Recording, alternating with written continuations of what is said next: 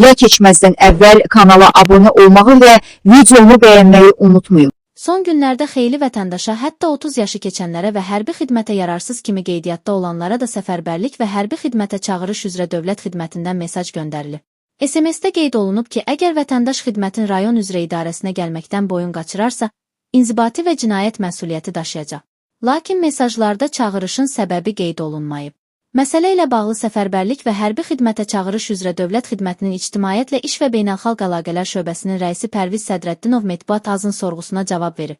O bildirib ki, Azərbaycan Respublikası Nazirlər Kabinetinin 29 fevral 2008 il tarixli 59 nömrəli qərarı ilə təsdiq edilmiş hərbi həkim ekspertizası haqqında əsasnamə, NİN xəstəliklər cədvəli, NİN qrafasının 58-ci maddəsinin B bəndinə əsasən dinc dövrdə həqiqi hərbi xidmətə yararsız, müharibə dövründə məhdud yararlı hesab edilən vətəndaşlara növbəti tibbi müayinədən keçmək məqsədilə qeyd edilən SMS göndərilir.